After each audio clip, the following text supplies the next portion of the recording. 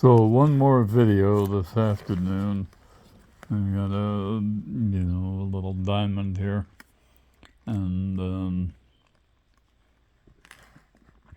my wife got me this like glove thing to wear when I'm looking at gemstones. Isn't that cool? See if it works.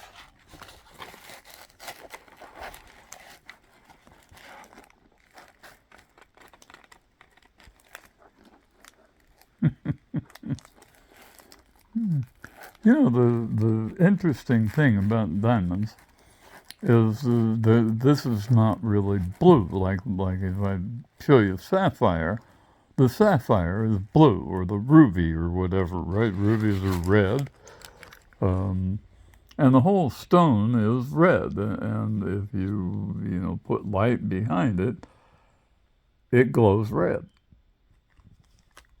Okay, diamonds are they form under a great deal of pressure, and so the carbon is first of all, it's all carbon.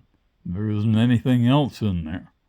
And carbon, when it gets squashed into a diamond, is clear. But if you squish it some more, it turns pink. Because the size of the unit cells of carbon, the smallest little cubes in there, are half the size of whatever shade of pink or red or green or blue or purple are, in descending order of smallness, because purple is the smallest wavelength, and purple is 390 nanometers. It's pretty small, and half of that would give us what a purple diamond is. Blue is about 400 nanometers. And so the size of the unit cells here are about 200 nanometers. And they because they're all the same size, they line up in rows and columns.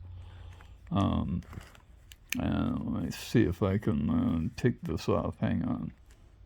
All right. So the rows and columns are that same size, 200 nanometer size in this diamond. And so what we're going to do now is get up close and personal with not where we're looking through at the bottom, but looking kind of shit.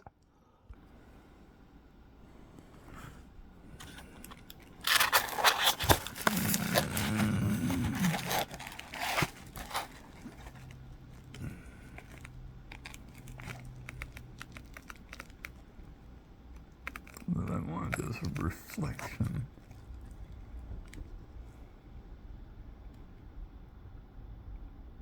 Boy, they did a bang-up job polishing this one. Usually you can see the structure on a lot of these Chinese diamonds because they don't polish them out quite this well. But this one's polished the way it should be.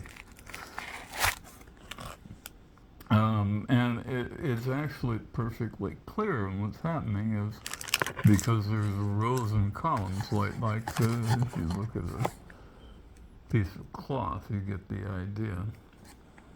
You get rows and columns going the other way, or rows and columns, depending on which way you want to look at it.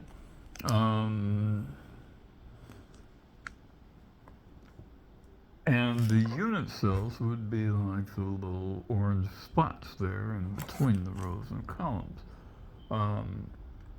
and what happens is the light comes in and goes through the top of the layer, bounces off the bottom of the layer and back up and back down, back up and back down, back up. And it's what we call a waveguide for white light bouncing through, and it turns all the white light blue. Wow. Yeah, it's really blue too. Tremendously blue.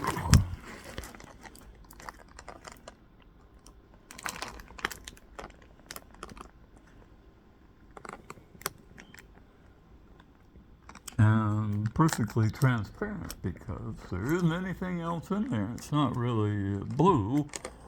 It's just turning the light blue because of the size of the wavelengths of light. So, now you know. Big blue. Actually, there's bigger ones, but this is my biggest one at the moment. The biggest blue one, anyway. Cool, huh?